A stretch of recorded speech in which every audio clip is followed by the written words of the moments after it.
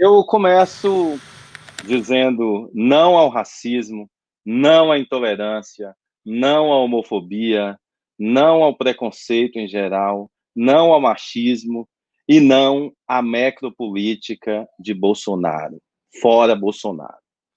Deixo aqui o meu profundo pesar às famílias que perderam seus entes queridos por causa do coronavírus e de outros muitos males que enfrentamos na sociedade. Me solidarizo com aqueles e aquelas que estão doentes e também com todos e todas que estão mergulhados e sofrendo com essa crise, como bem retratou a fala de Tânia. Esta semana, especialmente, foi uma semana muito diferente, por várias razões, e ela merece ser concluída com reflexões dignas da grandeza dos debates que aconteceram nesse colóquio ao longo da semana e das problematizações que diferentes vozes ao redor do mundo têm feito emergir nesses últimos 12 dias contra o racismo, vozes que emergiram muito motivadas pelo que aconteceu com George Floyd nos Estados Unidos, mas nós temos no Brasil exemplos suficientes para fazer ecoar as nossas vozes contra o racismo e contra esses muitos males. A morte do Miguel, de 5 anos, em Recife, retrata isso, e a morte do João Pedro, no Rio de Janeiro, de 14 anos, também retrata esses males. Então, a minha primeira fala é de apoio aos que sofrem e de repúdio aos que perpetuam essa necropolítica agora representada pelo governo federal brasileiro.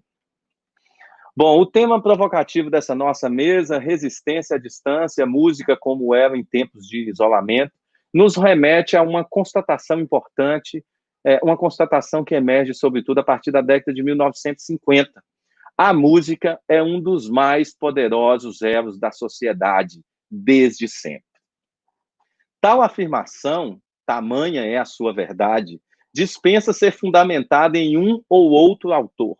Haja vista as toneladas de livros e outras publicações escritas sobre isso. Eu mesmo já escrevi bastante.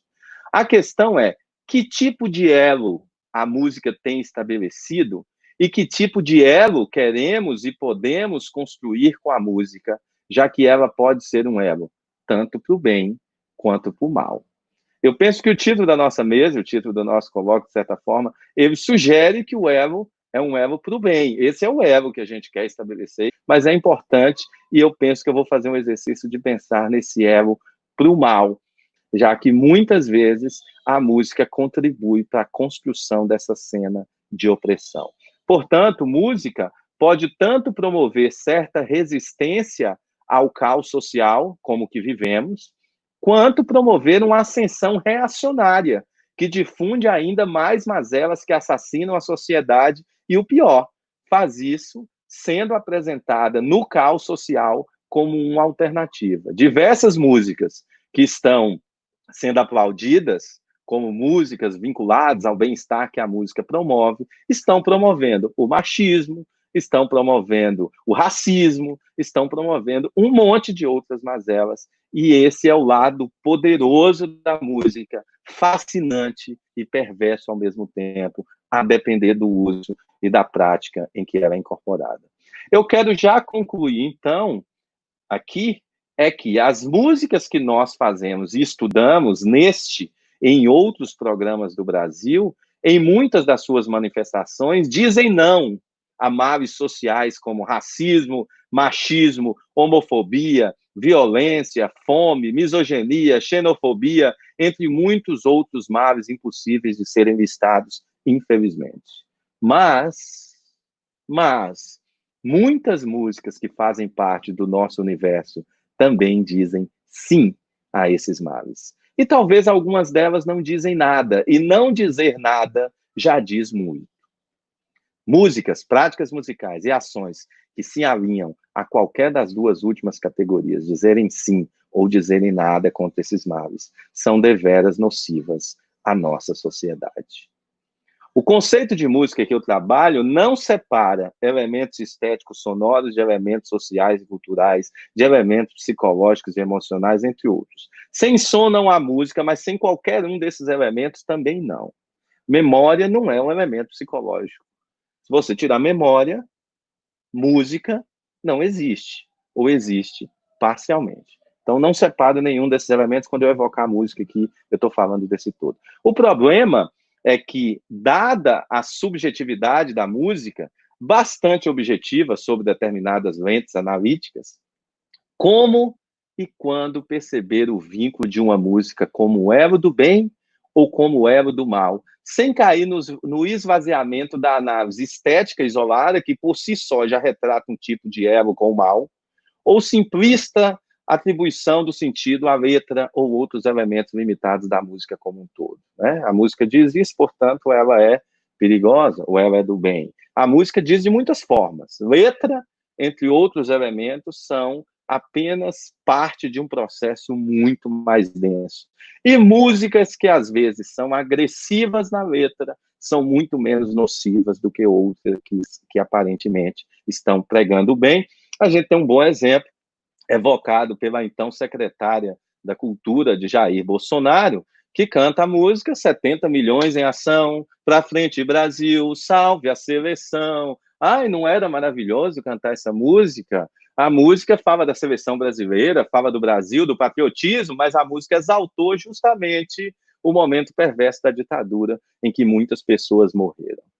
E ela responde, mas morre gente todos os dias, é assim mesmo, e nesse conjunto, essa música foi uma música que deu um forte amparo aos males da ditadura militar no Brasil. Assim, a música tem que assumir, em instituições como a nossa, um compromisso real de dizer não às mazelas que matam a nossa sociedade e, de tal forma, se constituir como um elo positivo em tempos de isolamento, pois é o tempo que estamos vivendo agora, mas é preciso pensar a música para muito além dessa condição restrita do momento atual.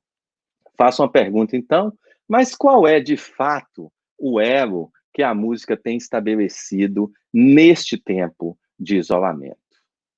Desde a primeira década do século XXI, há uma literatura crescente, bastante consistente, que vem declarando que o mundo digital teceu novas bases e novas formas de pensar, fazer e ensinar música.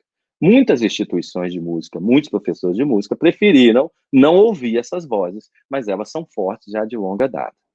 Os estrangeiros nessa língua, dizem vários autores, na língua da tecnologia, estrangeiros, aqueles que não nasceram imersos nela, precisam entender que não são os nativos, os que nasceram nesse mundo, que precisam se esforçar para acompanhar o tempo, que agora é outro. Quem precisa fazer isso são as instituições e os professores. Num texto intitulado The Future of Music Making and Music Education in a Transformative Digital World, Peter Gonzalez e Dani Bacan chegam a declarar que ou as instituições de ensino de música se transformam para viver no mundo como o mundo é, ou nós podemos esperar uma já anunciada falência dessas instituições. E eles tinham razão, porque nos últimos anos a gente percebe uma determinada falência. O texto deles já retratava o que agora todos nós estamos vivendo. É preciso compreender que as plataformas digitais, streams e redes online são fundamentais para a música atuar como elo, como já diziam os autores, não porque nós estamos em isolamento, mas porque essa é a realidade e parte imprescindível da vida que agora o isolamento levou ao extremo. Mas eu confesso que, como finalizou Tânia, como destacou Chico, como destacaram várias falas ao longo do nosso fórum, eu estou mais interessado em problematizar e repensar nossas concepções sobre fazer, ensinar e pesquisar música, do que encontrar estratégias metodológicas para adaptarmos as mesmas coisas que nós fazíamos aos novos tempos, na verdade, às novas tecnologias. Isso quer dizer, estamos reaprendendo a usar um monte de estratégias para tentar fazer a mesma coisa. E eu penso que esse é o pior erro que a gente pode cometer diante do que nós estamos vivendo hoje. É o momento de fazer diferente, é o momento de mudar de concepção, é o momento de colocar a música para encarar a vida e incorporar novas ferramentas e novas estratégias também para fazer isso. Feita essa pequena introdução, o que eu quero refletir sobre esse elo que a música tem sido, ou que a música tem estabelecido nos dias de hoje, é que estamos nós, nas instituições, a nosso bel desejo e tempo, incorporando progressivamente as muitas tecnologias contemporâneas, a nossa prática musical, a partir de uma espécie de decisão pessoal, alguns incorporam, outros não, até chegar o coronavírus e obrigar todos nós a repensarem isso. Criamos mais um distanciamento entre a música das instituições e a música da vida. Enquanto a vida pulsava fazendo música, nós, as instituições, estávamos fazendo música como fazíamos, em muitos casos, há 1 ou 2 séculos atrás. Enquanto isso, essa análise toda, tem um reflexo no que eu vou analisar agora. Enquanto estávamos atrás de perpetuar determinados cânones, determinadas histórias, determinadas músicas, havia um mundo pulsando e incorporando as formas de ser e estar no mundo presente. O que está acontecendo agora? Que é, enquanto nós estamos fazendo o básico, e a gente está vendo um monte de professores de música aprendendo a mexer na internet, aprendendo a usar um software, aprendendo a como lidar com as plataformas digitais básicas para dar aula, práticas musicais e sujeitos dessas práticas que vivem a vida e não as instituições, e, portanto, dominam essa cena, já estão anos-luz fazendo lives de 5, 6, 7 milhões de pessoas assistindo. Né? Então, essa é parte da minha análise, e eu vou começar a tecê-la a partir de agora. Paulo Freire, em Educação como Prática da Liberdade, um livro escrito em 1965, escreveu: ninguém caminha sem aprender a caminhar, sem aprender a fazer o caminho caminhando, sem aprender a refazer, a retocar o sonho por causa do qual a gente se pôs a caminhar. Qual foi o sonho que nos colocou a caminhar? Já passou da hora de reaprendermos, penso eu, a caminhar, caminhando, rumo ao enfrentamento das crises que contaminam o mundo doente que vivemos e que encontra na música tanto um ponto de resistência quanto também mais uma estratégia de dominação. Como nos lembra John Morgan O'Connell, eu podia ter trazido vários outros textos, esse é só um, a música é uma faca de 2 gumes, usada tanto como um veneno para excitar a hostilidade, quanto como uma poção para promover a amizade. Pergunta ele, qual é a nossa escolha? Essa perspectiva, trabalhada em textos de diversos autores, nos leva mais uma vez a refletir sobre o poder da música, para o bem e para o mal. Assim fizeram Nicholas Cook e Margaret Everest no livro Rethinking Music, Repensando a Música, livro de 1999, que discute uma série de aspectos vinculados a novas formas de pesquisar, novas formas de interpretar, novas maneiras de compor, dizendo os autores, a gente precisa fazer uma música diferente em um mundo que está despedaçando. E não é mais aquele mundo que nós, estudantes de música, ou nós, recém-formados em música, pensávamos que iria atuar para tocar a música por ela mesma, como nós gostaríamos de fazer, como nos foi ensinado pelos colonizadores a fazer. Um outro texto bastante interessante, recentemente traduzido para o português, é Musicology as an Social Concern, Imagining the Relevant Musicologist. Musicologia é ou como preocupação social, imaginando o musicólogo relevante. No texto, os autores dizem, não dá para fazer uma musicologia no mundo despedaçado, estudando os mesmos temas, aplicando as mesmas metodologias, usando as mesmas bases empíricas, contando as mesmas histórias. Não é para isso que a gente precisa de uma musicologia ativa. No texto Ethnomusicology in Times of Trouble, Timothy Rice, em 2014, Etnomusicologia em Tempos de Crise, declara que é preciso uma nova forma de fazer etnomusicologia e encarar problemas que, na análise dele de 2014, não estavam sendo devidamente encarados pela área e que só começaram a ser encarados a partir da década de 90. Música em contextos de guerra, música em contextos de violência, música e racismo, música e machismo, música e uma série de outros aspectos, dizer precisamos refazer esse campo, que nasceu para ser anticanônico, mas criou os seus próprios cânones, e isso sempre acontece. No texto, Who is the we? Quem é o nós? Rethinking Professionalism in Music Education. O Amy Bowman declara, é preciso entender que muitos de nós acreditam que faz parte de um nós, do qual nós nunca pertencemos. Um nós que foi estabelecido para incluir, para excluir, e que as instituições de música incorporaram, e inclusive o termo, problematiza ele, educador musical é um termo para excluir uma série de pessoas dessa prática. Portanto, é preciso repensá-lo, já que ele faz parte de um nós que definiu o que é música, o que é educação musical, e que expulsou de dentro dessa definição uma série de práticas extremamente importantes para o mundo. Num texto recente, de 2017, escrito Formação Intercultural em Música, Perspectivas para uma Pedagogia do Conflito e a Erradicação de Epistemicídios Musicais, trouxe bases dessa discussão para pensar como na trajetória da música no Brasil, um conjunto muito pequeno de práticas é exaltado, enquanto um conjunto muito grande de músicas é exterminado. E no último exemplo, Exploring Social Justice Through Music, os autores discutem como práticas de performance em música pode se vincular de forma mais expressiva à justiça social, dizendo, não dá para tocar música para pequenas plateias dentro dos teatros fechados, enquanto o mundo se despedaça. Ao fazermos isso, estamos declarando que assumimos a postura de Nero, que tocava lira, enquanto Roma ardia em chamas. Pois bem, entre os músicos e as práticas musicais, estamos nós aqui nesse exercício, fizemos um fórum maravilhoso, esse simpósio fantástico, discutindo temas, trazendo práticas não canônicas, rompendo com uma série de elementos, incorporando muitas das perspectivas desses autores, mas eu quero pensar a área de música como um todo. E enquanto nós estamos lá engatinhando para lidar com questões básicas, a música fora bomba e usa a internet e os recursos para vender os seus produtos, para promover elos, mas para colocar em evidência uma série de práticas que a gente precisa refletir bem.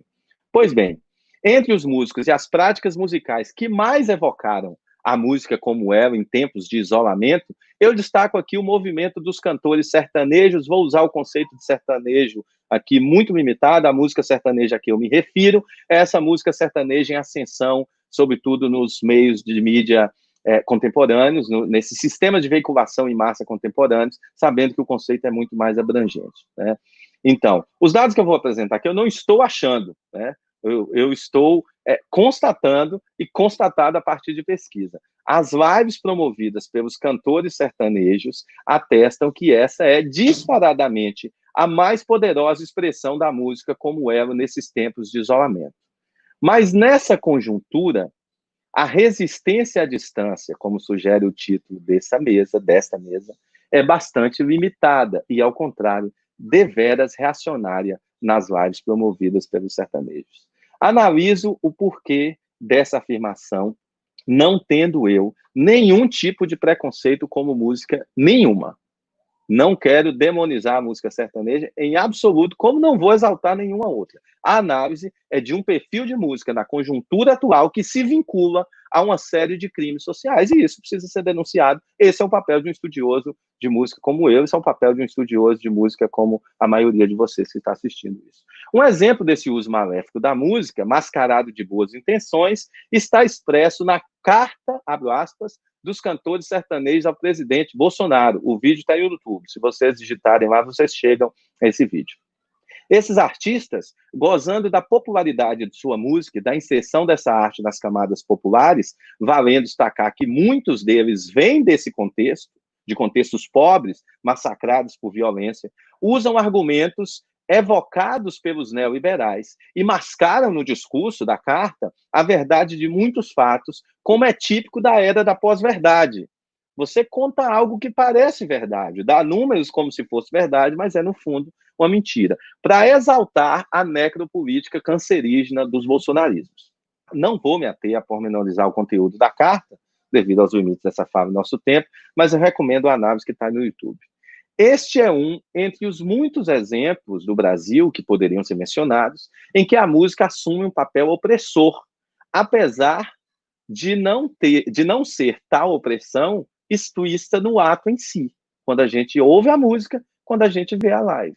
Se vinculando à necropolítica e às ações populistas que trazem consequências terríveis para a sociedade. Olhando para o vídeo dessa música, você não vai perceber isso de imediato. Não por coincidência, em 17 de 4 de 2020, sem ter feito qualquer nota de apoio ou pesar às vítimas do coronavírus e seus familiares, nenhuma, Bolsonaro declarou em sua conta no Twitter, abre aspas, minha solidariedade ao cantor Gustavo Lima, que vem sendo injusta e covardemente atacado após a grande live que fez dentro de sua própria casa. Continua Bolsonaro. Ele e outros artistas sertanejos e os demais gêneros têm sido grandes heróis nessa luta contra a Covid-19 e merecem nossos aplausos. Eles, os sertanejos, merecem nossos aplausos. As pessoas que morreram não merecem o pesar do presidente da República. A declaração de Bolsonaro é publicada após o cantor Gustavo Lima ser filmado consumindo bebidas alcoólicas e esbanjando privilégios na sua mansão em Goiânia. Uma live super produzida, que contou, inclusive, com câmeras em drones para registrar a performance do cantor.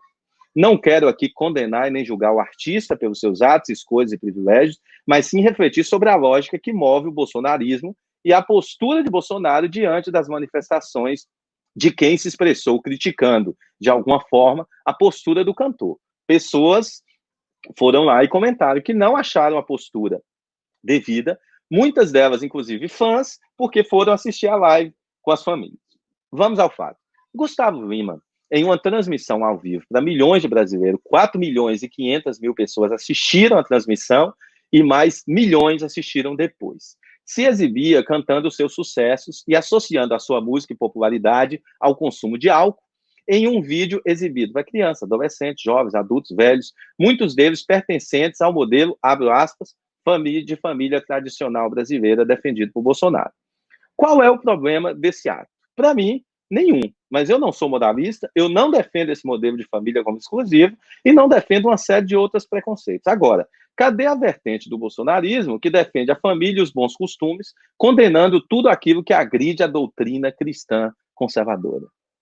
Defensor dessa causa, Bolsonaro não deveria, pelo menos, se calar, ao invés de sair em defesa desse arbítrio contra os costumes, abro aspas de novo, da família de bem dos patriotas brasileiros, expressão que costuma usar constantemente, emerge aqui uma outra controvérsia da música expressas nos atos insanos de Bolsonaro.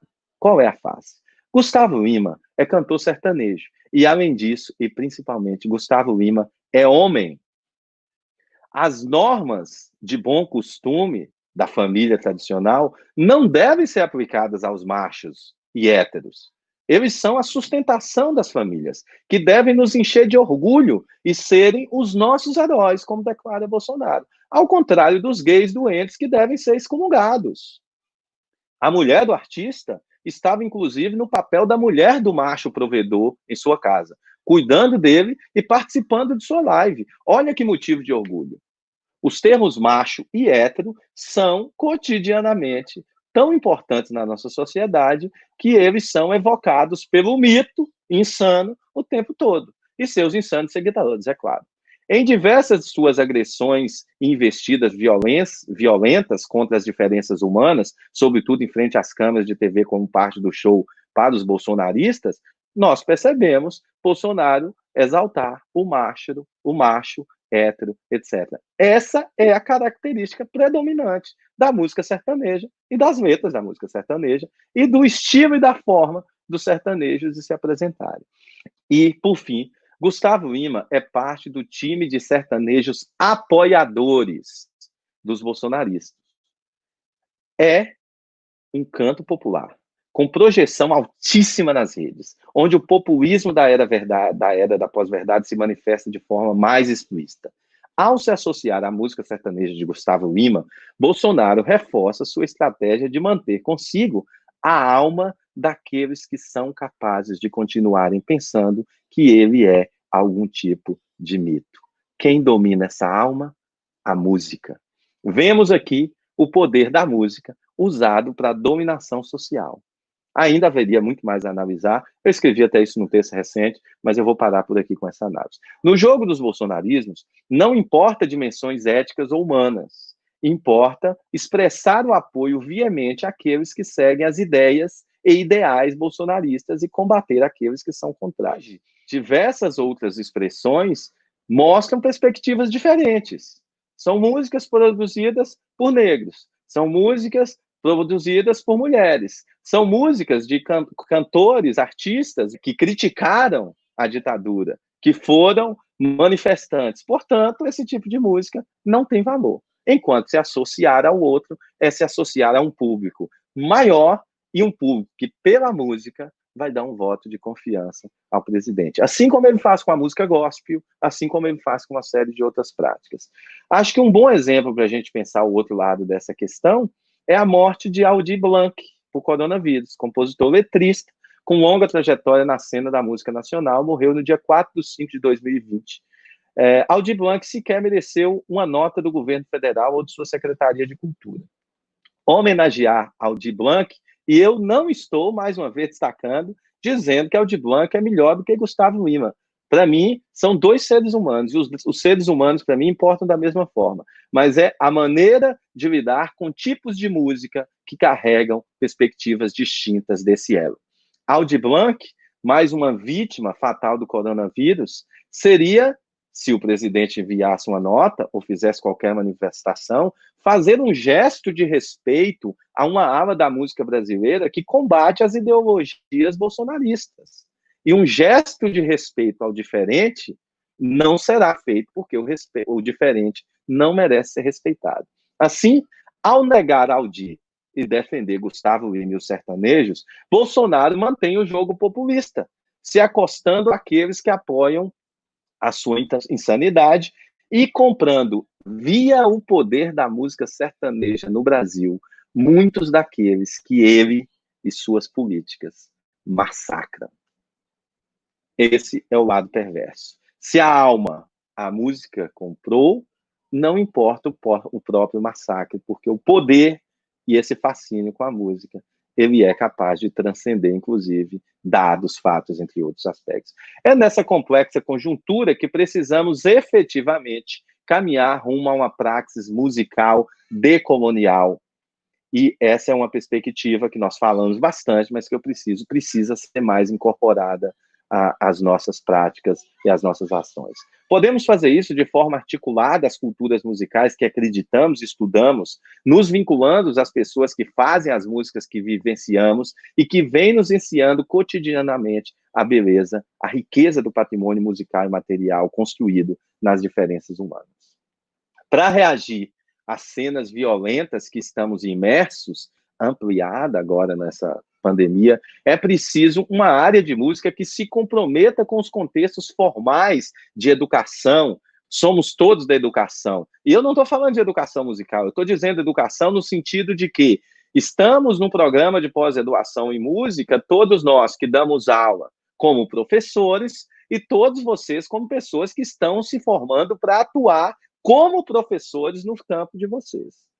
Compromissos educacionais precisam ser assumidos, porque, como dizia Paulo Freire, a educação tem o poder de libertar. E não estou falando da educação como sinônimo de educação musical, mas como um fenômeno mais abrangente, sendo a educação musical parte desse fenômeno e, portanto, um campo importante de ser assumido por nós.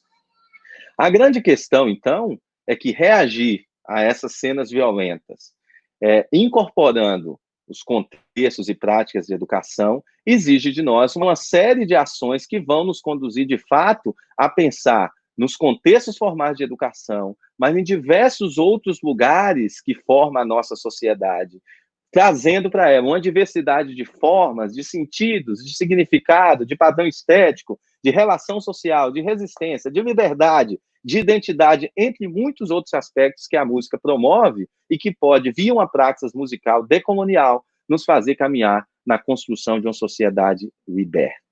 É disso que nós precisamos. É esse compromisso que nós precisamos assumir. E nós não podemos só exaltar que a música é um dos maiores elos de vinculação social. Nós precisamos assumir que ela é, mas que ela carrega, entre os muitos aspectos positivos, uma série de karmas sociais vinculados a males que a gente não quer mais ver no mundo. Façamos praxis em música, pesquisa em música, ensino de música de uma forma decolonial, rompendo com as barreiras do preconceito, rompendo com as injustiças sociais, e isso demanda de nós romper com nós mesmos, em certos aspectos, o que é mais difícil. É mais fácil romper com o externo do que com a gente mesmo. É fácil criticar que os problemas estão no mundo e não assumir que nós somos parte deles. O ensino de música, a prática profissional de pesquisa em música e a prática em música em geral, que eu acredito, é vinculado à vida e à proteção e ao benefício do ser humano. Muito obrigado pela atenção de vocês, muito obrigado ao PPGM.